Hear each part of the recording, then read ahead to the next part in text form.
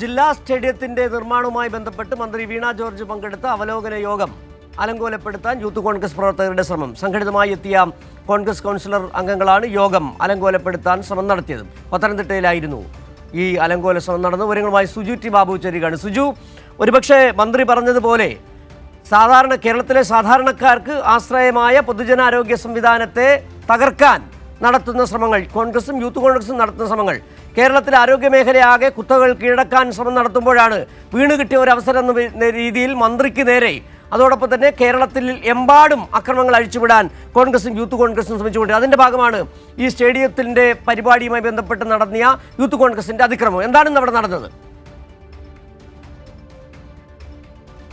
Suju T Babu ചേരുകയാണ്. സുജു, എന്താണ് ഇന്നിവിടെ ഈ മന്ത്രി വീണ ജോർജ് പങ്കെടുത്ത അവലോകന യോഗം അലങ്കോലപ്പെടുത്താൻ എത്ര യൂത്ത് കോൺഗ്രസ് പ്രവർത്തകരാണ് അവിടെ എത്തിയത്? സംസ്ഥാന വ്യാപകമായി ഇന്ന് തിരുവനന്തപുരത്ത് അടക്കം വലിയ അക്രമമാണ് പോലീസുകാർക്കെതിരെ, മന്ത്രിയുടെ വീടിന് നേരെ യൂത്ത് കോൺഗ്രസ് പ്രവർത്തകർ അഴിച്ചുവിട്ടത്.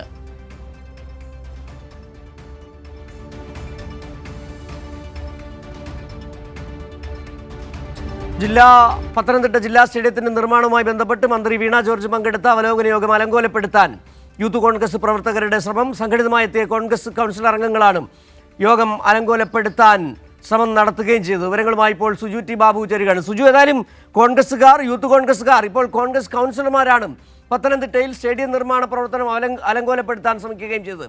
അവിടെ നടന്ന അക്രമം എന്തായിരുന്നു?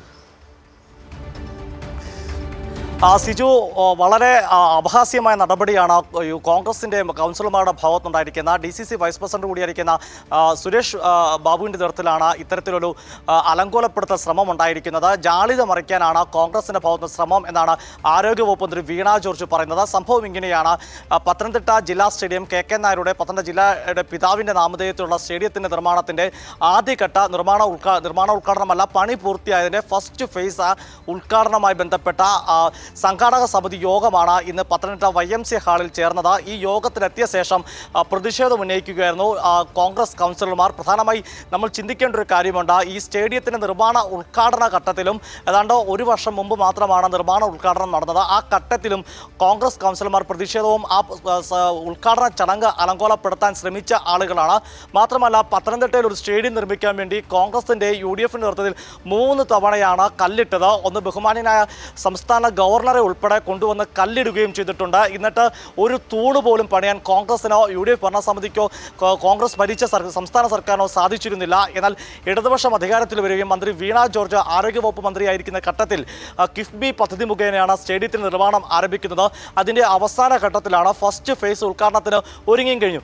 ഈ ഘട്ടത്തിലാണ് അതിൻ്റെ സംഘാടക സമിതിയിലെത്തി കോൺഗ്രസ് പ്രവർത്തകർ പ്രതിഷേധം നടത്തുന്ന, ആ യോഗം അലങ്കോലപ്പെടുത്താനുള്ള ശ്രമം നടത്തുന്ന മന്ത്രി ആരോപിക്കുന്നത് ഇത്തരം ശ്രമം തീർച്ചയായിട്ടും അത് ജാളിത മറിക്കാൻ വേണ്ടിയുള്ള കോൺഗ്രസ് പ്രവർത്തകരുടെ ശ്രമം എന്നാണ് മന്ത്രി പറയുന്നത്. തീർച്ചയായിട്ടും മന്ത്രിയുടെ വാക്കുകൾ നമുക്ക് മുഖവിലക്കെടുക്കാവുന്നത് തന്നെയാണ്. കാരണം അത്തരത്തിൽ തന്നെ ശ്രമമാണ് ഉണ്ടായിരിക്കുന്നത്. സ്റ്റേഡിയം നിർമ്മാണമായി സഹകരിക്കുന്നില്ലായിരുന്നു കോൺഗ്രസ് അംഗങ്ങൾ. അവർ LDF കൗൺസിൽ ഭരിച്ച സമയത്ത്, പിന്നീട് ഇപ്പോൾ അതിൻ്റെ ഉദ്ഘാടനവുമായിട്ട് ബന്ധപ്പെട്ട അവലോകന യോഗത്തിലെത്തിയും അലങ്കോലപ്പെടുത്താൻ ശ്രമം നടത്തുന്നു. ആ യോഗത്തിൽ പറയുന്നത് ജില്ലാ ആശുപത്രി, പത്തനംതിട്ട ജനറൽ ആശുപത്രി ജില്ലാ പഞ്ചായത്തിനെ ഏൽപ്പിച്ചതുമായി ബന്ധപ്പെട്ട തർക്കങ്ങളാണ് ഉന്നയിക്കുന്നത്. യഥാർത്ഥത്തിൽ സ്റ്റേഡിയത്തിൻ്റെ അവലോകന യോഗവുമായി ബന്ധപ്പെട്ട സംഘാടക സമിതി യോഗത്തിൽ എത്തി അലങ്കോലപ്പെടുത്താൻ അത്തരമൊരു കാര്യം ഉന്നയിക്കേണ്ട ആവശ്യമില്ല. എന്തായാലും ജില്ലയിൽ നിരവധി വികസന പദ്ധതികൾ പൂർത്തിയാക്കിയിട്ടുണ്ട്. നിരവധി BMC റോഡുകൾ, നിരവധി പാലങ്ങളുടെ നിർമ്മാണം പൂർത്തിയായി. ഇപ്പോൾ സ്റ്റേഡിയം, ജില്ലയുടെ അഭിമാനമായ സ്റ്റേഡിയം നിർമ്മാണം പൂർത്തിയാകുന്നുണ്ട്. അതിനുശേഷം DCC vice president Suresh Kumar മാധ്യമങ്ങൾ കണ്ടപ്പോൾ നമ്മൾ ചോദിക്കുന്നുണ്ട്, നിങ്ങൾ 3 തവണ കല്ലിട്ടതല്ലേ, നിങ്ങൾ എന്ത് നടപടി സ്വീകരിച്ചു എന്ന് ചോദിക്കുമ്പോൾ പറയുന്നത് സ്റ്റേഡിയം പണിയാൻ UDFിന് അറിയാമെന്ന്. എന്നാൽ യഥാർത്ഥത്തിൽ LDF സ്റ്റേഡിയം കൃത്യമായി പണിത ശേഷം അതിൻ്റെ ഉദ്ഘാടനം, അതായത് ഫസ്റ്റ് ഫേസിൻ്റെ ഉദ്ഘാടനത്തിൻ്റെ സംഘാടക സമിതി മന്ത്രി വീണ ജോർജിൻ്റെ നേതൃത്വത്തിൽ നടക്കുമ്പോൾ തിരുവനന്തപുരത്ത് നടന്ന അതിക്രമത്തിൻ്റെ തുടർച്ചയായി പത്തനംതിട്ടയിൽ UDFിൻ്റെ കൗൺസിലർമാർ യോഗത്തിലെത്തി മനഃപൂർവ്വം ഒരു സംഘർഷം സൃഷ്ടിക്കാനുള്ള ശ്രമമാണ് നടന്നത്. സ്വാഭാവികമായി നമുക്ക് ഊഹിക്കാവുന്നതാണ്. ഒരു സംഘാടക സമിതി യോഗമാണ്, സമൂഹത്തിൻ്റെ വിവിധ തുറയിലുള്ള ആളുകളുണ്ടാകും. സ്വാഭാവിക ഇടതുപക്ഷ പ്രവർത്തകരായ യോഗത്തിലേക്കും ഇടതുപക്ഷ കൗൺസിലർമാരായ പ്രവർത്തകർ യോഗത്തിലുണ്ടാകും. വിവിധ സർക്കാർ വകുപ്പിലെ ഉദ്യോഗസ്ഥർ DMO അടക്കം സന്നിധരാണ്.